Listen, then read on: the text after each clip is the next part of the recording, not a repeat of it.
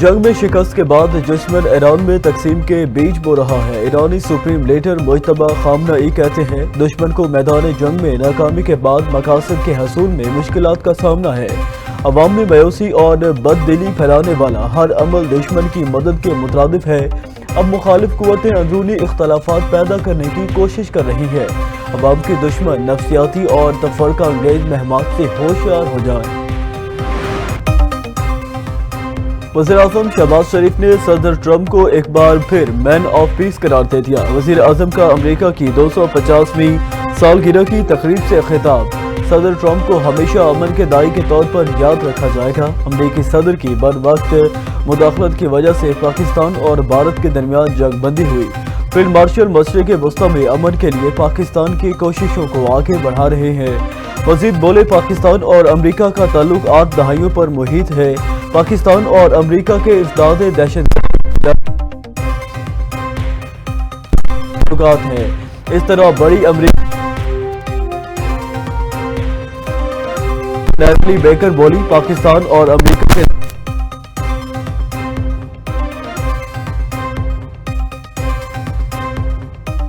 کے جنگ بندی پر وزیر اعظم اور فیلڈ مارشل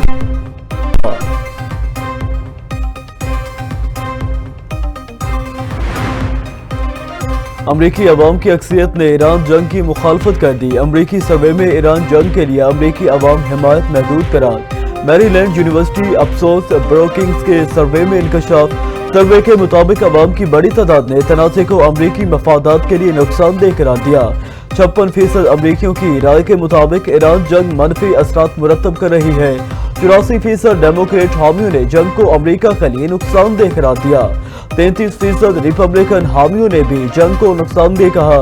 39% ریپبلکن ووٹروں کے خیال میں امریکہ کامیاب ہو چکا ہے۔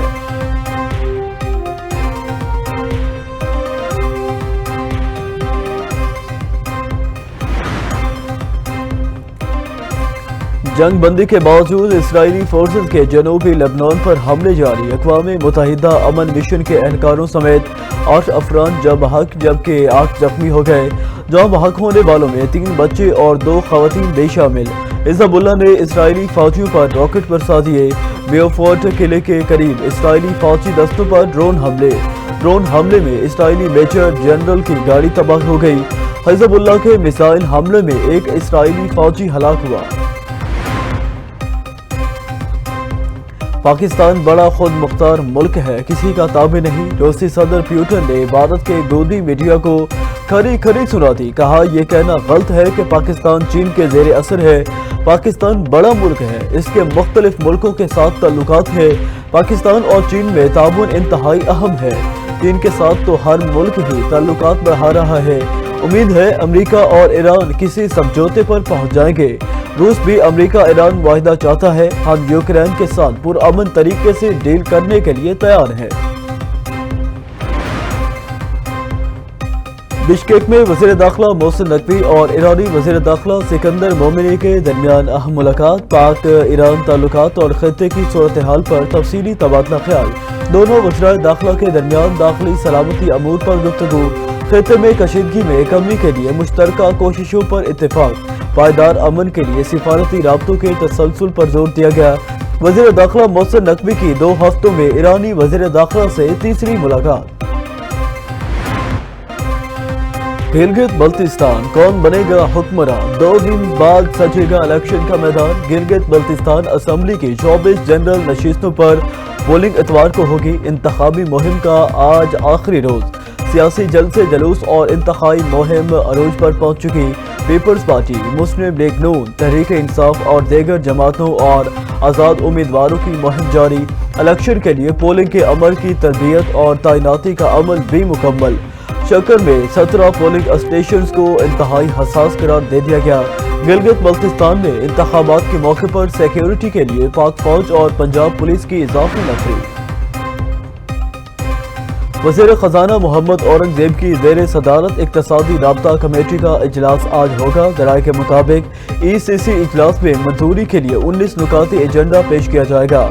پرلائی بم دھماکے کے متاثرین کے لیے معاوضہ پیکج ایجنڈے میں شامل ہوگا۔ امن مذاکرات کی سیکیورٹی کے لیے اضافی فنڈز کی سمری پیش ہوگی۔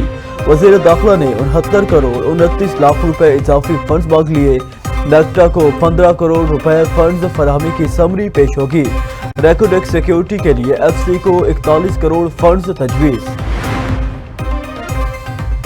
नायब वज़ीर आज़म इसहाक डार की ज़ेर सदारत फ्यूल सब्सिडी स्कीम का जायजा इजलास। पब्लिक ट्रांसपोर्ट, मोटरसाइकिल सवारों और किसानों को फराहम की जाने वाली इमदाद का जायजा गुज़श्ता 2 माह में 4 इक़सात 2 हफ्तावार बुनियादों पर जारी की जा चुकी है। इजलास में शिफाफियत, जवाबदही और सूबाई हुकूमतों के साथ राब्ताकारी के अमूर का जायजा। फ्यूल सब्सिडी स्कीम की 5वीं और 6ठी किस्त जून के दौरान जारी करने का फैसला। क्या होगा महंगा और क्या होगा सस्ता, किस पर लगेगा टैक्स, कौन होगा रिलैक्स? 10 जून को नए माली साल के बजट में पता चलेगा। कौमी असम्बली का बजट इजलास 10 जून को तलब। वजीर खजाना मोहम्मद औरंगजेब माली साल 2026-27 का बजट पेश करेंगे। वजारत खजाना के मुताबिक बजट में आइंदा माली साल के लिए मालियाती तरजीहात और पॉलिसी इकदाम शामिल होंगे। नौजवान को इकनॉमिक सर्वे 2025-26 जारी किया जाएगा। वज़ीर आज़म शहबाज शरीफ की ज़ेर सदारत कौमी इक्तसादी कौंसिल का इजलास 8 जून को मुतवक्किल। तरक्याती प्रोग्राम, तरजीहात और सालाना इक्तसादी अहदाफ पर फैसले होंगे। इक्तसादी नमू और तरक्याती अखराजात से मुतल्लिक सिफारिशात तैयार। वज़ारत आबी वसाइल ने 969 अरब रुपए मांग लिए। हुकूमत की सिर्फ 179 अरब मुख्तस करने की तजवीज़। वज़ारत तालीम के लिए 26 अरब का तरक्याती बजट मुख्तस करने की तजवीज़।